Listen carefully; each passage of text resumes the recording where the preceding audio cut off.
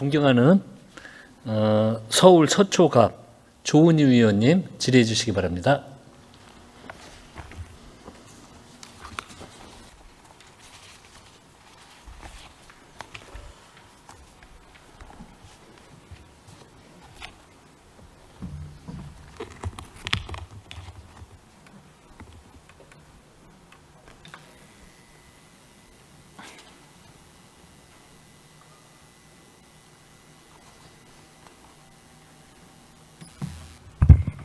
네, 서울 서초갑의 조은희 위원입니다. 우선 국토부의 박상우 장관님 나와 계시죠? 네. 네, 장관님 지난번 제주 항공의 여객기 추락 사건 때 수고하시는 모습 직접 현장에서 봤습니다. 노고가 많으셨습니다. 피해자들 유족들이 끝까지 정부를 믿을 수 있도록 최선을 다해 주시기를 바랍니다. 부당한 대출 규제, 제가 부당한이라는 표현을 썼는데요. 그 집값 상승을 잡겠다고 일괄적으로 집값에 상관없이 주담보대출을 6억 원까지로 막았습니다. 제가 이것도 좀 여러 가지 정부가 고민도 많이 했겠다 생각은 하겠지만 제가 오늘 심각하다고 생각하면서 여쭤보고 싶은 것은 재건축 지역의 이주비 대출까지도 막았다는 건데요. 사실입니까? 장관님.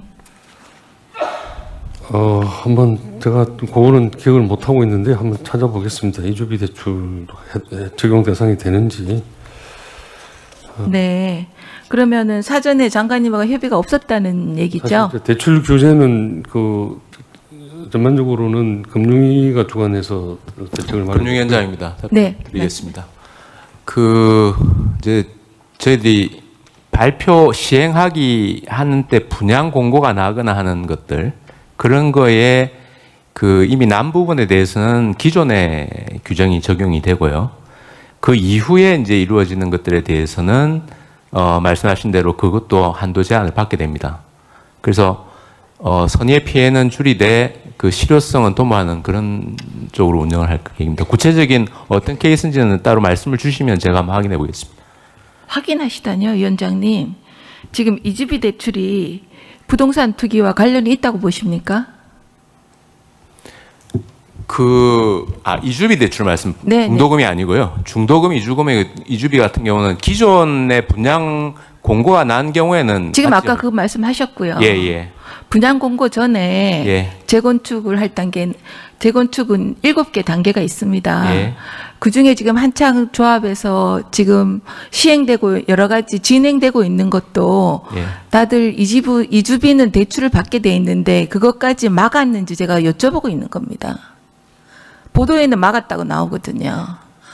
위원장님이 이렇게 국민들한테 민감한 문제를 발표하시고서도 지금 대답을 못 하시면 얼마나 이재명 정부의 부동산 투기 억제 정책이 맹탕인가 제가 의심하게 됩니다. 아니, 제가 말씀드리는 거는 기존의 선의의 피해자는 없도록 하되 그게 공자님 말씀하시는 거잖아요. 제가 말씀드린 재건축 지역에서요.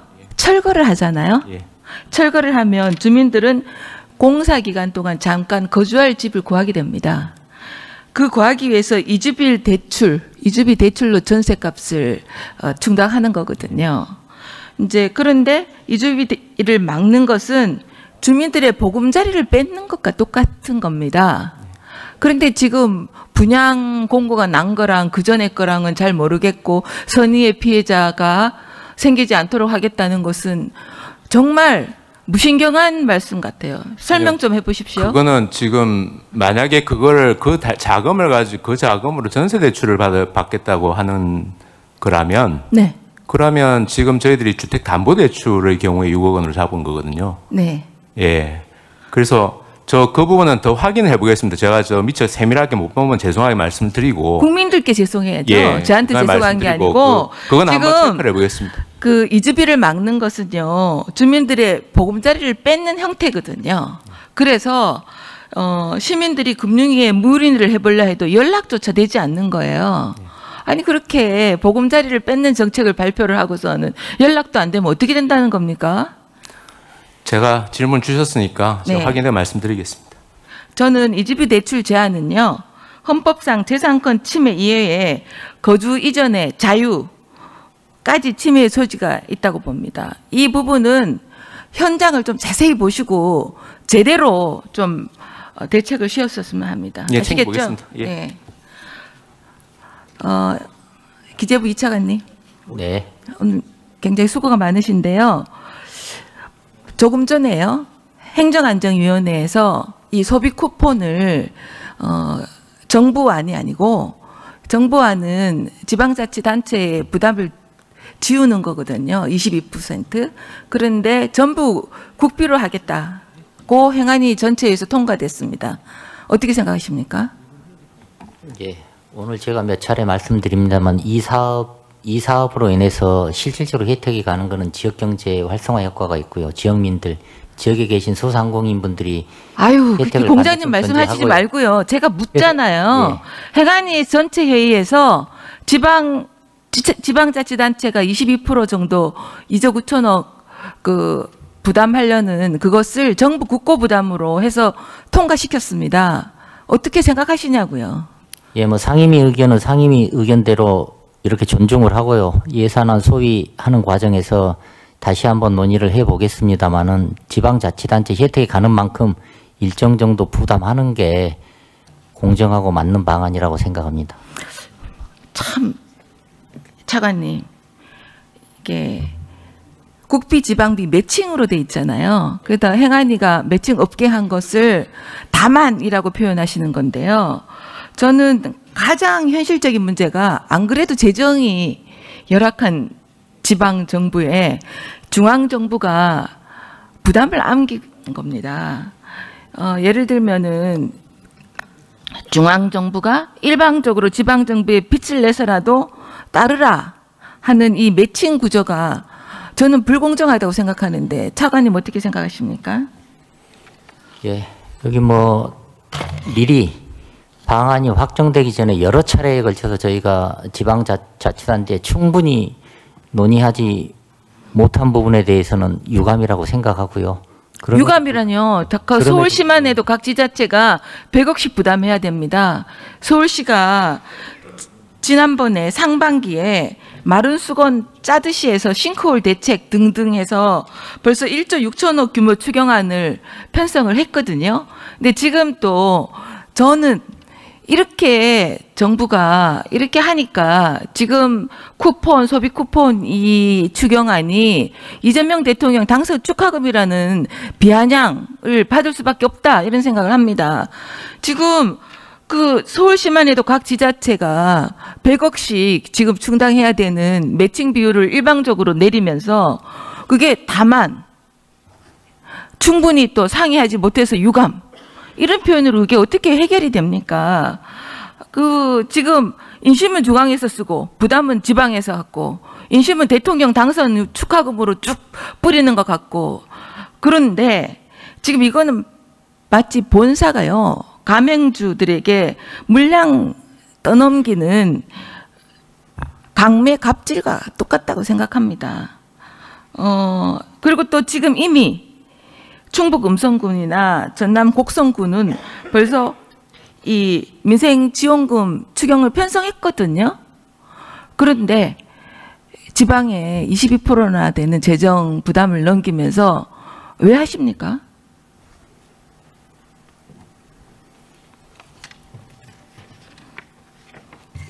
네. 누차 말씀드린 것처럼 현장에서 필요하다라는 현장 목소리가 있고 그리고 그러면 경제 필요하다는 필요가 지자체만 하시면 안 됩니까? 왜 일괄적으로 다 하십니까? 필요하다면이라 하셨잖아요. 네. 소비 위축된 현상이 우리나라 일부에서 나타나는 현상이라고 생각하지 않습니다. 그럼 왜 필요하다는 단서를 또 붙이시나요? 그 서초구는 필요하지 기재부는요. 않으십니까? 1년 전만 해도요. 한정된 예산에서 일회성 현금 지원에 대해서 예산 확보가 어렵다. 물가 상승이 우려된다. 장기적인 경기 활성화의 효과 의문이다. 반대했습니다. 왜 대통령이 바뀌니 갑자기 입장이 바뀌십니까? 예, 뭐 정권 교체로 이걸 해석하시는 건 다소 무리한 해석이라고 생각하고요. 그때의 경제 여건과 지금의 경제 여건 그리고 민생의 어려움이 판이하게 다른 상황이라고 판단했습니다. 그러면 정부에서 일괄적으로 하시지 말고 지자체의 선택에 맡기시면 어떨까요?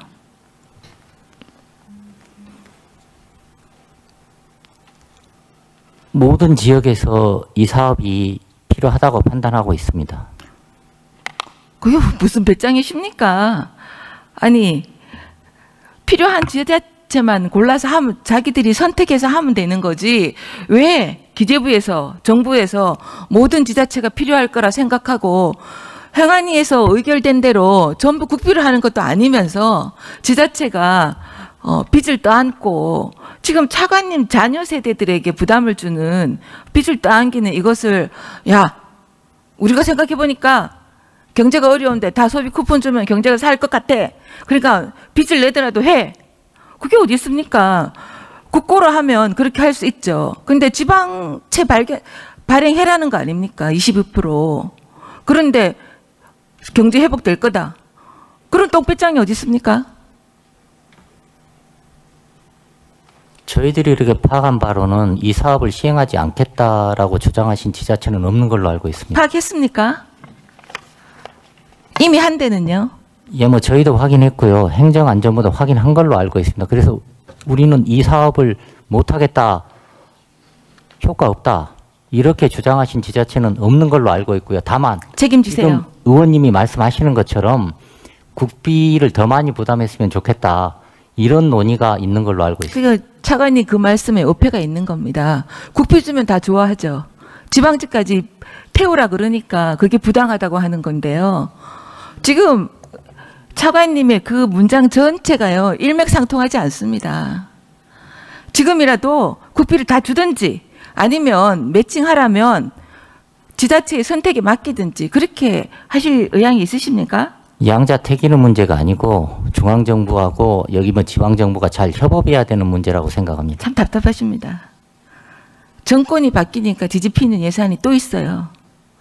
그 2025년 본예산 심사 때 민주당 그때 야당이었죠. K 컨텐츠 펀드에 대해서 투자 여력이 충분하다면서 대규모 감액을 주장했던 거 기억하시죠? 예스 노 하십시오. 기억하시죠? 그 당시 제가 그것까지 파악하지 못하고 있습니다. 왜 그러세요? 지금 추경안에 증액 예산이 올라왔는데 그것도 파악 못하시면 일 못하시는 겁니까? 아니요. 추경안에 증액이 포함되어 있느냐를 물어보신 게 아니고 작년도 심의 과정을 물어보신 거 아닌가요? 증액을 작년에 빠진 거를 보십시오. 지난해 예산 심사 당시에 민주당이 상임위 단계에서부터 모태펀드 문화 계정의 감액을 강하게 주장했습니다. 그래서 250억 삭감했습니다. 그런데 지금 불과 반년 전에 삭감했는데 지금은 6개월 만에 증액 편성하자는 거 아닙니까? 6개월 만에 왜 입장이 바뀌는 겁니까?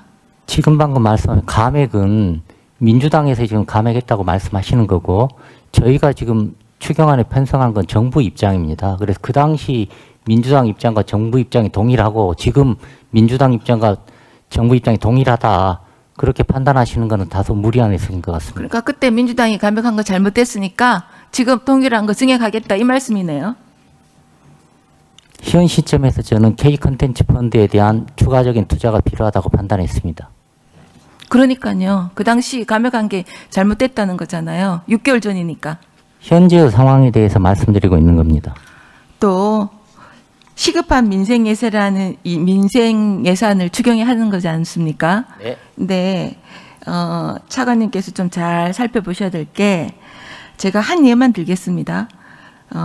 지금 작년 말에 노벨상을 수상한 한강 작가 행사 예산 6억 증액안이 올라와 있습니다. 이건 상임위에서 올라와 있는데요. 작년에 전국적으로 축하 행사도 있었고 또 그 작년에 광주시가 한강 작가 생가 인근에 북카페를 조성하려다가 한강 작가가 반대해서 그게 무산됐거든요. 그런데 또 6억 원을 하겠다는 겁니다. 그 행사하겠답니다. 문체부에 따르면 한강증과 사전 협의도 없었어요. 그러면은 한강이 원하지 않는 한강 사업을, 즉 민생 예산도 아닌데 6억이 상임위에서 증액돼 올라오면 기재부는 어떻게 하십니까? 지금 말씀은 정부 어느 당이나 부당에 대해서 말씀하시는 게 아니고 상임위 의견 네네. 사항에 대한 입장을 상임위에서 올라왔는데 입장을 어쩌고 물으시는 하시겠다는 거죠. 네. 예, 지금 문체위뿐만 아니라 그 나머지 상임위원회에서 지금 여러 가지 지금 증액 사업이 제기되고 있습니다. 예산안 소위하는 과정에서 이 사업이 정말로 필요한지, 기대 효과가 있는지, 지금 당장 해야 되는 사업인지, 그리고 이 사업 관련해서 특별히 본인이 원하는지 여부를 확인해서 예산안 소위에서 최종적으로 결정하도록 하겠습니다. 네, 1분 마무리. 추경 목적에 맞게 책임 있는 예산 편성이 이루어지도록 잘 검토해 주시기를 부탁드리고요. 또 소비 쿠폰, 이것은 국비를 전부 주든지 아니면 소비 쿠폰 자체를 저는 찬성하지 않지만 지방 정부에 빚을 떠넘기지 말고 하든지 말든지 하는 문제를 심각하게 검토해 주시기를 부탁드립니다. 아시겠죠?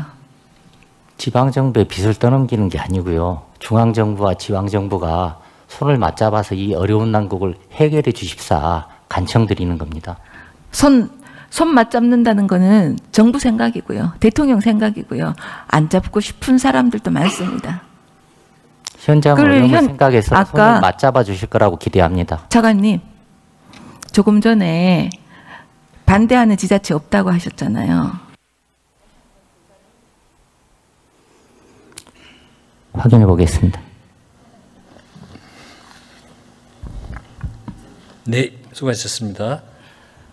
다음 존경하는 더불어민주당 비례대표